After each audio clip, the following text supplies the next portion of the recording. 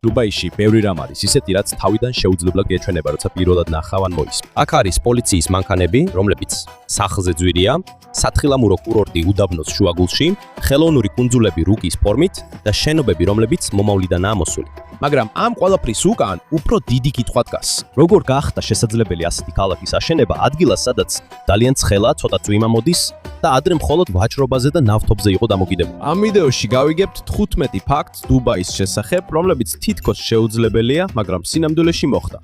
ნომერი 15. დუბაის $1,000,000 საპოლიციო მანქანები. უმეტეს ქვეყნებში პოლიცია ჩვეულებრივ სედანს ან SUV-ს იღებს, მაგრამ დუბაიში საპატრულო მანქანები ისეთებია, რომლებსაც ჩვეულებრივ მხოლოდ ავტოშოუზე ნახავთ. მათ საპოლიციო მანქანებს შორის არის Lamborghini Aventador, Ferrari FF, Aston Martin 177, Bentley Continental, GT McLaren MP4 ფორმეტი C, BMW i8 და Bugatti Veyron. დუბაის პოლიციის Bugatti Veyron-ი ასევე გინესის მსოფლიო რეკორდების წიგნში აღიარებული როგორც ყველაზე სწრაფი საპოლიციო მანქანა, რომელიც სამსახურში გამოიყენება. მას შეუძლია 400 კილომეტრზე მეტი საათში განვითარება.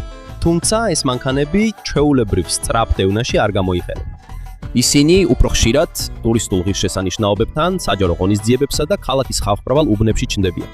მათი მიზანია პოლიციის ყოფნის გაძლიერება. ტურისტებს დაეხმარონ და საზოგადოებისთვის პოლიციის ოფიცრები უფრო ხელმისაწვდომი გახადონ. ისინი ასევე დიდ როლს თამაშობენ დუბაის იმიჯში, როგორც მდიდარი, თანამედროვე და განვითარებული ქალაქის. როცა მწვანე და თეთრი ფერის Lamborghini-ს ან Bugatti-ს ხედავენ, ბევრი ტურისტი უახლოვდება, რომ ფოტო გადაიღოს.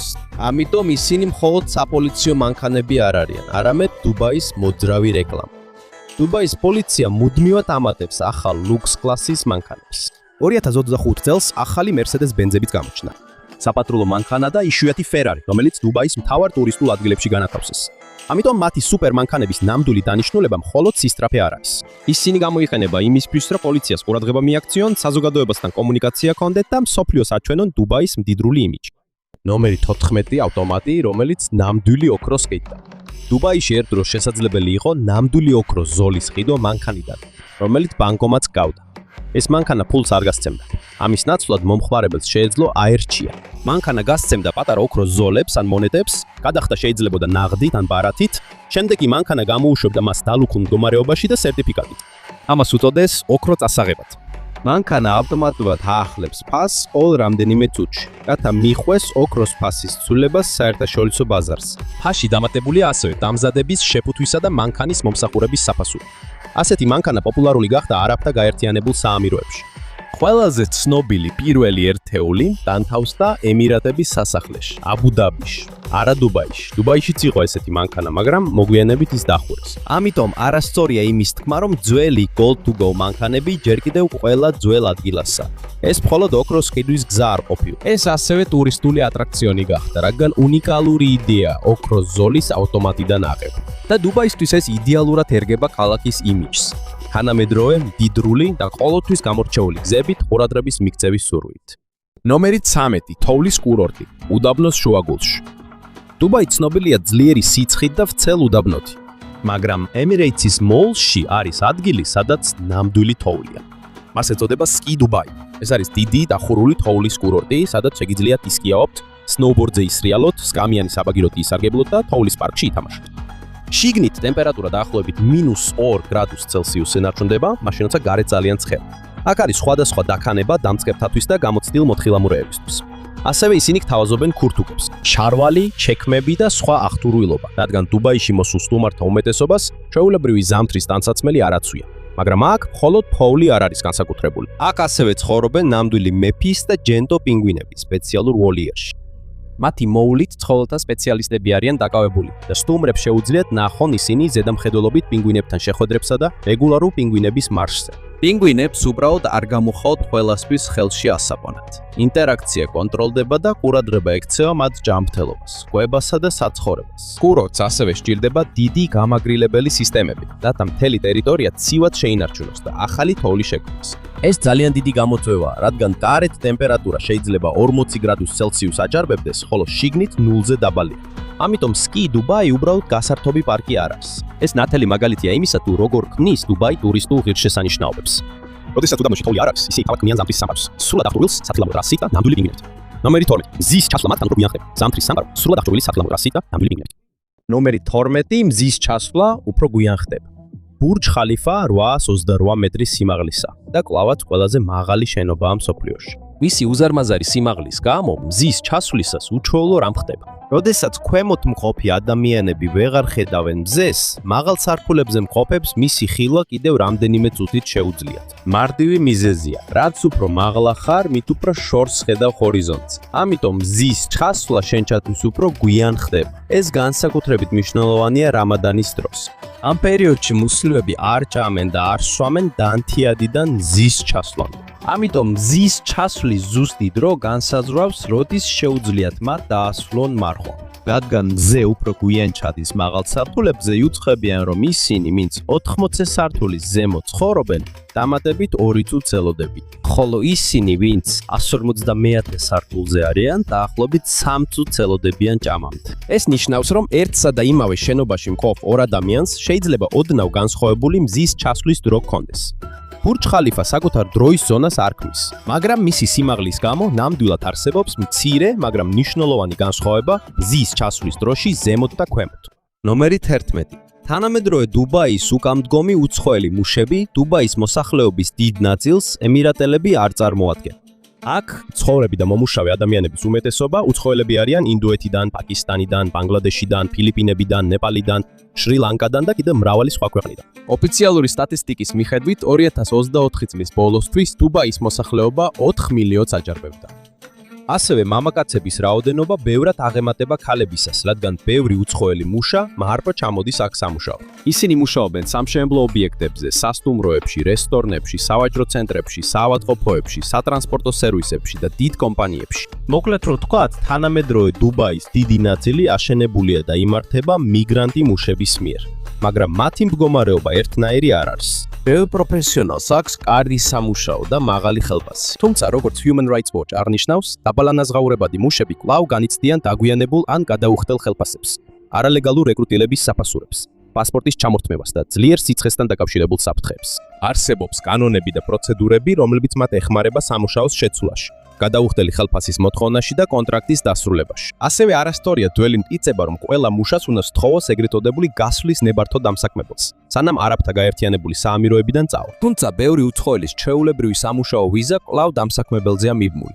თუ ისინი სამუშაოს დაკარგავენ, შეიძლება მათი ლეგალური ყოფნა ქვეყანაში საფრთხის ქვეშ დადგეს. ამიტომ დუბაის მდიდრული სასტუმროების, სუპერავტომობილებისა და მაღალი შენობების უკან მილიონობით უცხოელი მუშაა. ეს მხოლოდ საქმე არ არის. ისინიც არიან მთავარი მიზეზი, რატომაც ეს ყველაფერი მუშაობს და ვითარდება. ნომერი 10. ზღვის ზედაპირზე აშენებული პალმის ფორმის კუნძული. ზემოდან შეხედოთ, პალმ ჯუმეირა გავს დიდ პალმის ხეს, რომელიც ზღვაში ცურავს. მაგრამ ეს ბუნებრივი კუნძული არ არის. ის ადამიანებმა შექმნეს უზარმაზარი რაოდენობის ქვიშისა და ქვის გამოყენებით. მშენებლობა 2001 წელს დაიწყო. ქვიშა აიღეს ზღვის ფსკერიდან და დიდი მიწაღმავებელი გემებით მიიტანეს საჭირო ადგილს. ინჟინერებმა ასევე დამოიყენეს სატელიტური და GPS ტექნოლოგია, რათა ხის ფორმა ზუსტად გაემეორებინათ, გრძელი ტანისგან დაწყებული ფოთოლივით განშტოებებამდე. მას ასევე აქვს დიდი ნახევარმთვარის ფორმის დამცავი ნაგებობა გარშემო. ეს არის ბარიერი ძლიერი ტალღების წინააღმდეგ. პალმ ჯუმეირა დაახლოებით 5 კილომეტრზე ვრცელდება არაბეთის ყურემდე და მოიცავს დაახლოებით 560 ჰექტარს. დღეს აქ არის ლუქს კლასის სახლები, სასტუმროები, რესტორნები, სავაჭრო ცენტრები, მარინები და ტურისტული ღირსშესანიშნაობები. დაახლოებით 25,000 ადამიანი ცხოვრობს აქ. ერთ-ერთი ყველაზე ცნობილი შენობა აქ არის ატლანტის რეზორტი, რომელიც კუნძულის ბოლოში მდებარეობს. ყოველ ფრონტზე არის კერძო სახლებიც. ბევრს მათგანს საკუთარი სანაპირო აქვს და პირდაპირ ზღვას გადაჰყურებს. პალმ ჯუმეირა უფრო დიდი გეგმის ნაწილი უნდა ყოფილიყო, რომლის მიხედვითაც 3 პალმის ფორმის კუნძული უნდა აშენებულიყო. მაგრამ არასტორია იმის თქმა, რომ პალმ ჯებელ-ალის საბოლოოდ თავი დაანებეს. ბევრი გადადების შემდეგ პროექტი კვლავ გააცოცხლეს და ახალი ინფრასტრუქტურული სამუშაოები დაიწყეს. ეს პალმ ჯუმეირაზე კიდევ უფრო დიდია და დაგეგმილია, რომ 100 კილომეტრზე მეტი ახალი სანაპირო ზოლი ექნება. პალმ ჯუმეირაზე დუბაიმ მხოლოდ ზღვის პირას შენობების აშენებით არ დაკმაყოფილდა. მათ თავად შეცვალეს მათი სანაპიროს ფორმა და შექმნეს ახალი მიწა, რომელიც ციდანაც კი ჩანს. ნომერი 9. დუბაის აღმასვლა სავაჭრო პორტიდან გლობალურ ქალაქამდე. 50 წელზე მეტი წინ დუბაი შორს იყო იმ თანამედროვე ქალაქისგან, რასაც დღეს ვხედავთ. მაშინ აქ არ იყო ბურჯ ხალიფა, დიდი სავაჭრო ცენტრები, ხელოვნური კუნძულები და ცათამბჯენების გრძელი რიგი. მაგრამ დუბაი არც უბრალო სათევზაო სოფელი იყო. დიდი ხანია დუბაის ყურეთევზაობის, მარგალიტის მოპოვებისა და ვაჭრობის ცენტრი იყო. აქ ეშვებოდა ნავები, რომლებიც ინდოეთიდან, სპარსეთიდან და რეგიონის სხვა ნაწილებიდან ჩამოტანილ პროდუქტებს ატარებდნენ. დიდი ცვლილებები დაიწყო მას შემდეგ, რაც 1966 წელს დუბაიში ნავთობი აღმოაჩინეს. მისი ექსპორტი კი 2006 წელს დაიწყო. 1969 წელს მთავრობამ ნავთობიდან მიღებული შემოსავალი გამოიყენა გზების, პორტების, აეროპორტების, სკოლების, საავადმყოფოების და სხვა მნიშვნელოვანი ინფრასტრუქტურის ასაშენებლად. მაგრამ დუბაის ნავთობის მარაგი ბევრად ნაკლებია ვიდრე აბუ-დაბის. ამიტომ მისმა ლიდერებმა ადრე გააცნობიერეს, რომ ისინი ვერ იცხოვრებდნენ მხოლოდ ნავთობზე მიღებული შემოსავლით. მათ გააფართოვეს ვაჭრობა, ტურიზმი, ავიაცია, უძრავი ქონება, ფინანსური სერვისები და საერთაშორისო ბიზნესი. მათ ააშენეს დიდი პორტი, თავისუფალი სავაჭრო ზონები და თანამედროვე აეროპორტები, პორტი, მდიდრული სასტუმროები და პროექტები, რომლებიც მთელი მსოფლიოს ყურადღებას მიიპყრობენ. მოსახლეობაც სწრაფად გაიზარდა. 2024 წლის ბოლოსთვის დუბაიში მცხოვრებთა რაოდენობა სავარაუდოდ 4 მილიონს გადააჭარბებს. დუბაის საერთაშორისო აეროპორტი ასევე ერთ-ერთ უმსხვილეს საერთაშორისო სამგზავრო ხამედ იქცა. 2025 წელს მან 95 მილიონზე მეტი მგზავრი მიიღო. მხოლოდ რამდენიმე ათწლეულის განმავლობაში დუბაის ყურის გარშემო არსებული დაბალი შენობები ჩანაცვლა მინის კოშკებით, ავტომაგისტრალებით, კურორტებით და სხვაში შექმნილი ახალი მიწებით. მხოლოდ ნავთობი არ იყო მისი განვითარების მიზეზი. ნავთობი მხოლოდ საწყისი კაპიტალი გახდა, რათა დუბაის სხვა შემოსავლის წყაროები შეექმნა მანამ, სანამ ნავთობი ამოიტურებოდა. ამიტომ დუბაის ყველაზე განსაცვიფრებელი ნაწილი მხოლოდ მისი შენობების სიმაღლე არ არის. ეს არის ცვლილებების სისწრაფე პატარა სავაჭრო პორტიდან მსოფლიოს ერთ-ერთ ყველაზე ცნობილ ქალაქად გადაქცევა. ნომერი 8. დუბაი მეცნიერებას იყენებს წვიმის გასაზრდელად. არაბთა გაერთიანებულ საამიროებში ბუნებრივი წვიმა ძალიან ცოტა. ამიტომაც ქვეყანაში ძალიან მნიშვნელოვანია დესალინაცია პროცესი, რომლის დროსაც ზღვის წყლიდან მარილს აშორებენ, რათა სუფთა წყალი მიიღონ. თუმცა არაბთა გაერთიანებული საამიროები ასევე იღელებს ღრუბლების თესვას, რათა სცადოს წვიმის რაოდენობის გაზრდა. ღრუბლების თესვა ვერ ქმნის ღრუბლებს სუფთა ციდან. საჭიროა, რომ უკვე არსებობდეს ღრუბელი, რომელსაც აქვს საკმარისი ტენიანობა. როდესაც ამინდის ექსპერტები შეამჩნევენ შესაბამის ღრუბელს, ისინი აგზავნიან სპეციალურ თვითმფრინავს. ის გამოყოფს პატარა ნაწილაკებს, ძირითადად მარილზე დაფუძნებულ მასალებს ღრუბელთან ახლოს. ეს ნაწილაკები ეხმარება პატარა წყლის წვეტებს შეერთებაში. როდესაც წვეტები იზრდება და მძიმდება, უფრო მაღალია იმის ალბათობა, რომ ისინი წვიმად ჩამოვარდებიან, მაგრამ შედეგი გარანტირებული არ არის. ეს მაინც დამოკიდებულია ღრუბლის ტიპზე, ხარზე, ტემპერატურაზე და ტენიანობის რაოდენობაზე. ძნელია ზუსტად დადგინება, რამდენი წვიმა მოდის ღრუბლის თესვიდან და რამდენი მოდის ბუნებრივად. ასევე მნიშვნელოვანია განმარტოთ, რომ ღრუბლის თესვას არ შეუძლია ძლიერი ქარიშხლების შექმნა ნულიდან. ეს არც ისეთი მარტივია, რომ უბრალოდ ღილაკს დააჭირო და მაშინვე დაიწყოს წვიმა. ეს მხოლოდ ერთ-ერთი მეთოდია, რომ ცადოთ უკვე არსებულ ღრუბლებიდან წვიმის გაძლიერება. ცხელი მშრალი ქვეყნისთვის, სადაც წყლის მოთხოვნა მუდმივად იზრდება, ყოველი შესაძლო დამატებითი წვიმა მნიშვნელოვანია. ამიტომ მაშინ, როცა დუბაიში ფოლსი ქმნიან, არაბთა გაერთიანებული საამიროები გარეთ მეცნიერებას იყენებს, რომ ნამდვილი ღრუბლებიდან მეტი წყალი მიიღოს. ნომერი 7. დუბაის სწრაფი სამშენებლო ბუმის დროს 2005-დან 2008 წლამდე თითქმის ყველგან, სადაც კი გაიხედავდი, ამწეები იდგა. ერთდროულად შენდებოდა ბურჯ ხალიფა, დუბაი მარინა, პალმ ჯუმეირა და კიდევ უამრავი სასტუმრო, ოფისი და საცხოვრებელი კოშკი. ამიტომ გავცელდა მტკიცება, რომ იმ პერიოდში დუბაიში იყო მსოფლიოს ყველა სამშენებლო ამწის თითქმის 25%, მაგრამ არ არსებობს მყარი ჩანაწერი, რომელიც ამ რაოდენობას ზუსტად ადასტურებს. თავად სამშენებლო ექსპერტებიც კი ამბობენ, რომ ეს ცნობილი მტკიცება ალბათ გადაჭარბებულია. ცხადია, რომ იმ პერიოდში დუბაი ერთ-ერთი ყველაზე დიდი სამშენებლო ზონა იყო მსოფლიოში. ასობით ამწე ერთდროულად მუშაობდა. ბევრი შენობა სწრაფად შენდებოდა, რადგან დუბაი სურდა ქალაქის იერსახე და ეკონომიკა სულ რამდენიმე წელიწადში შეეცვალა. უმეტესად მძიმე სამუშაოებს მიგრანტი მუშები ასრულებდნენ. ისინი სამხრეთ აზიიდან, სამხრეთ აღმოსავლეთ აზიიდან და სხვა ქვეყნებიდან იყვნენ. მათ დაასხეს ბეტონი, დააყენეს რკინა და მინა და მუშაობდნენ მაღალ სამშენებლო ობიექტებზე ძლიერი სიცხის ქვეშ. მაგრამ ყველაფერი მოულოდნელად შენელდა, როდესაც 2008 წელს გლობალური ფინანსური კრიზისი დაიწყო. უძრავი ქონების ბაზარი დაეცა, ზოგიერთი პროექტი შეჩერდა და მრავალი ამწე გაქრა ქალაქის სილუეტით. მოგვიანებით მშენებლობა განახლდა და დღემდე დუბაიში ახალი პროექტების რაოდენობა სწრაფად იზრდება. ამიტომ შეიძლება არ იყოს ზუსტი მტკიცება იმის შესახებ, რომ მსოფლიოში ამწეების 25% დუბაიში. მაგრამ იმ დროის ამწეების რაოდენობა ნამდვილად იყო თანამედროვე დუბაის სწრაფი მშენებლობის სიმბოლო. ნომერი 6. სავაჭრო ცენტრი, რომელიც ქალაქივითაა. დუბაის მოლი მხოლოდ საყიდლებლად არ არის. ის იმდენად დიდია, რომ პატარა დახურულ ქალაქს გავს, სადაც ერთ შენობაში მაღაზიები, რესტორნები, გართობა და ტურისტული ატრაქციონებია. მას აქვს 1200-ზე მეტი მაღაზია და ძალიან დიდი საერთო ფართობი. ასევე არის ათასობით საპარკინგე ადგილი, უამრავი სტუმრისთვის, რომლებიც ხოლოდღე აქ მოდიან. შიგნით არის ოლიმპიური ზომის ყინულის მოედანი, დიდი კინოკომპლექსი და ნამდვილი დინოზავრის ჩონჩხი, რომელიც 150 მილიონ წელზე მეტისაა. მაგრამ მისი ყველაზე ცნობილი ატრაქციონი არის დუბაის აკვარიუმი და წყალქვეშა ზოოპარკი.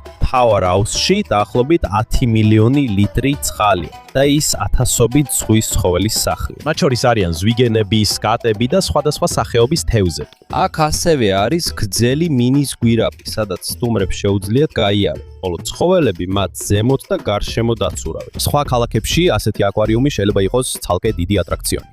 მაგრამ დუბაიში ეს უბრალოდ მდებარეობს სავაჭრო ცენტრში, სადაც ასევე არის ყინულის მოედანი, ლუქს კლასის მაღაზიები, რესტორნები და სხვა გასართობი ადგილები. სავაჭრო ცენტრის კონდიცირება ასევე ძალიან მნიშვნელოვანია. როცა გარეთ ძალიან ცხელა, ეს ხდება უსაფრთხო და კომფორტული ადგილი. საყიდლებზე წასასვლელად, საჭმელად და გასასეირნებლად. ისე რომ არ მოგიწიოს ძლიერი მზის ქვეშ ყოფნა. ამიტომ დუბაის მოლი მხოლოდ შოპინგისთვის არ არის შექმნილი. ეს არის დიდი, კონდიცირებული სივრცე, სადაც ადამიანს შეუძლია მთელი დღე გაატაროს ისე რომ გარეთ გასვლა არ მოუწიოს. ნომერი 5. მსოფლიოს რუკის ფორმის კუნძულები. დუბაის სანაპიროდან 4 კილომეტრის დაშორებით დაახლოებით 300 ხელოვნური კუნძულია, მსოფლიოს რუკის მსგავსად განლაგებული. ამას ეწოდება The World Islands. მშენებლობა 2003 წელს დაიწყო. კუნძულების შესაქმნელად, რომლებიც სხვადასხვა ქვეყანასა და რეგიონს წარმოადგენს, ზღვის ფსკერიდან უზარმაზარი რაოდენობის ქვიშა გამოიყენეს. ეგმა იყო, რომ ისინი მდიდარ ინვესტორებზე გაეყიდათ. ისინი უნდა გადაცეულიყო კერძო სახლებად, სასტუმროებად და მდიდრულ კურორტებად. მაგრამ როდესაც 2008 წელს გლობალური ფინანსური კრიზისი დაიწყო, ბევრი პროექტი შეჩერდა ან გადაიღო. ამიტომ დღემდე ბევრი კუნძული ბრტყელი, ქვიშიანი და შენობების გარეშეა დარჩენილი. ზოგი ნაწილი უკვე გამოცოცხლდა კიდეც. აქ შედის ანანტარა World Island-ის კურორტი და ევროპის გული. ეს არის მდიდრული პროექტი, სადაც კუნძულები ევროპის სხვადასხვა ადგილის მიხედვითაა შექმნილი. კიდევ სხვა ახალი ვილები და კურორტები შენდება, მაგრამ მთელი პროექტი ჯერ კიდევ შორსაა მისი თავდაპირველი გეგმისგან. არსებობს ძველი ამბებიც, სადაც ამბობენ, რომ კუნძულები იძირება. დეველოპერმა ეს უარყო და განაცხადა, რომ ასეთი ტიპის პროექტებში გარკვეული ცვლილებები და ეროზია ნორმალურია. ამიტომ The World Island სრულად არ ჩავარდა, მაგრამ არც დასულდა თავდაპირველი დაპირების მიხედვით. ეს არის უზარმაზარი მსოფლიო რუკა, რომელიც სხვაშია შექმნილი და რომელსაც ჯერ კიდევ ცდილობენ შეავსონ რეალური ცხოვრებითა და შენობებით. ნომერი 4. ჩოგბურთის მატჩი ზღვაზე. დუბაის ერთ-ერთი ყველაზე ცნობილი შენობაა ბურჯ ალ-არაბი. მისი სიმაღლეა 321 მეტრი და აშენებულია საკუთარ ხელოვნურ კუნძულზე, ჯუმეირას სანაპიროსთან ახლოს. მისი ფორმა ტრადიციული არაბული ნავის იალქმის მსგავსია. ამიტომ მისი ამოცნობა მარტივია და ის დუბაის ერთ-ერთ მთავარ სიმბოლოდ იქცა. ასევე ცნობილია როგორც ძალიან მდიდრული სასტუმრო. მისი ყველა ნომერი ორსართულიანი სუიტია და ინტერიერის მრავალი ნაწილი მორთულია ძვირფასი მარმარილოთი და ოქროს დეკორაციით. ხშირად მას 7 ვარსკვლავიან სასტუმროდ მოიხსენიებენ, თუმცა სასტუმროების ჩვეულებრივ რეიტინგში ოფიციალური 7 ვარსკვლავიანი კატეგორია არ არსებობს. ეს უბრალოდ ზედმეტსახელია, რომელიც პოპულარული გახდა სასტუმროს განსაკუთრებულად მდიდრული მომსახურების გამო. შენობის ყველაზე გამორჩეული ნაწილი მრგვალი ვერტმფრენის მოედანია, რომელიც დაახლოებით 210 მეტრის სიმაღლეზეა მიწიდან. 2005 წელს ის დროებით ჩოგბურთის კორტად გადააკეთეს სარეკლამო ღონისძიებისთვის, რომელშიც მონაწილეობდნენ როჯერ ფედერერი და ანდრე აგასი. კორტის გარშემო არ იყო ღობე, მაგრამ ეს ნამდვილი კონკურენტული მატჩი არ ყოფილა. ღონისძიება ფრთხილად იყო ორგანიზებული, რათა გადაეღოთ ფოტოები და ვიდეოები, სადაც ისინი თითქოს ცის კიდეზე თამაშობენ. ვერტმფრენის მოედანი სხვა ტრიუკებისთვისაც გამოიყენეს. ტაიგერ ვუდსმა გოლფის ბურთი დაარტყა, ასევე ეს ადგილი სხვადასხვა ექსტრემალური სპორტისა და სარეკლამო ღონისძიებების ადგილიც იყო. ან ტრიუკებს სასტუმროს ჩვეულებრივ მომსახურებასთან კავშირი არ ჰქონდა, მაგრამ ისი ძალიან ძლიერი რეკლამა აღმოჩნდა. ზღვის ზემო დაკიდებული ჩოგბურთის კორტის უბრალო ფოტოთი დუბაი მთელი მსოფლიოს ყურადღება მიიპყრო. ნომერი 3. რატომ არ აქვს დუბაის პირადი შემოსავლის გადასახადი? ერთ-ერთი ყველაზე დიდი მიზეზი, რის გამოც ბევრი პროფესიონალი და ინვესტორი გადადის დუბაიში, არის ის, რომ იქ არ არსებობს პირადი შემოსავლის გადასახადი. ეს ნიშნავს, რომ თეულებრივ არაბთა გაერთიანებული საამიროების მთავრობა არ აკლებს შემოსავლის გადასახადს თანამშრომლის ხელფასიდან. პირადი ინვესტიციებიდან მიღებული შემოსავალი და საკუთარი უძრავი ქონებიდან მიღებული მოგება ასევე არ ითვლება ბიზნეს შემოსავალი. თუმცა ადამიანს, რომელიც ბიზნესს აწარმოებს, მაინც შეიძლება კონდეს საგადასახადო ვალდებულება, თუ მისი წლიური შემოსავალი განსაზღვრულ ზღვარს გადააჭარბებს. ეს არ ნიშნავს იმას, რომ დუბაიში საერთოდ არ არსებობს გადასახადები ან მოსაკრებლები.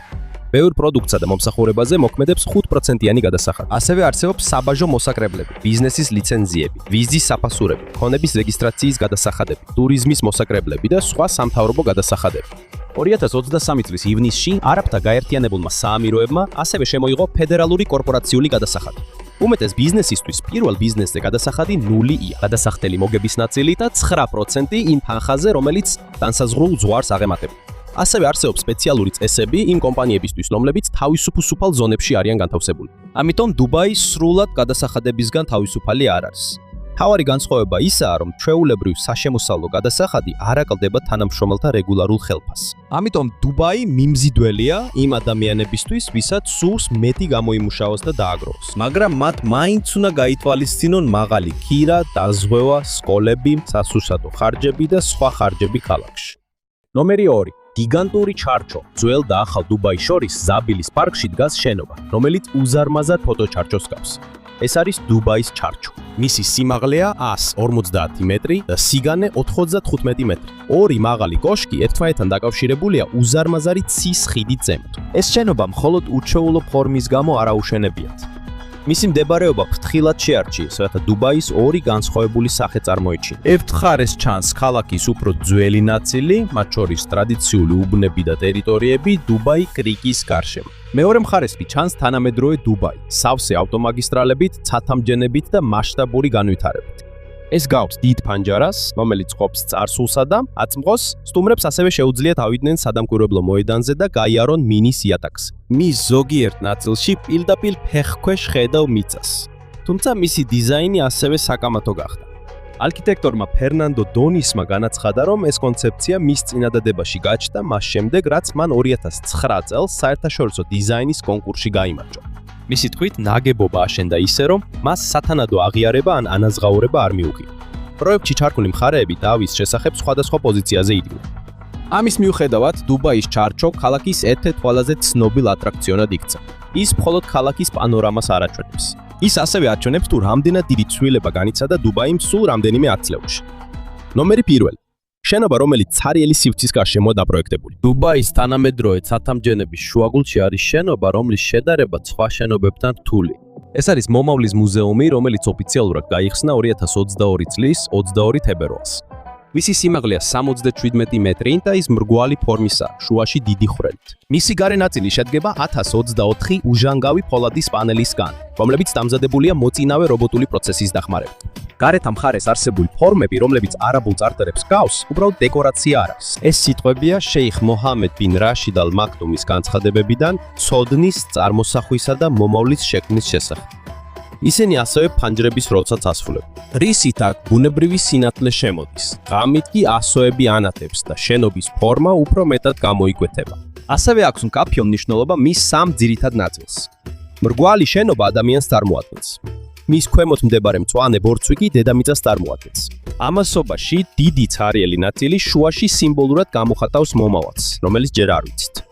ეს არ არის ჩვეულებრივი მუზეუმი, სადაც მხოლოდ ძველი ნივთებია გამოფენილი. მისი ექსპონატები მომავლის შესაძლო მოვლენებზეა ორიენტირებული, როგორიცაა ხელოვნური ინტელექტი, კოსმოსური მოგზაურობა, მედიცინა, კლიმატის პრობლემების გადაჭრის გზები, რობოტიკა და ცხოვრების ახალი გზები. მაგრამ ბევრი სტუმრისთვის თავად შენობაა მთავარი ატრაქციონი. ეს არ არის დუბაის ყველაზე მაღალი ან ყველაზე დიდი შენობა. რაც მას გამოც შეუცვლის, არის ინჟინერიის, არაბული ხელოვნებისა და მარტივი იდეის შეთქმის გზა. მომავალი ჯერ არ არის დასრულებული, რადგან ჩვენ უნდა შევქმნათ ის. ქალაქში, რომელიც ცნობილია ყველაზე დიდი და მაღალი შენობების აშენებით, დუბაიმ აირჩია შეექმნა შენობა, რომელიც მხოლოდ ზომით არ იზომება. ის ასევე იზომება იმ კითხვით, რომელსაც ტოვებს თითოეულ სტუმართან. როგორი იქნებოდა სამყარო, რომელსაც ჩვენ თვითონ შევქმნით მომავალში?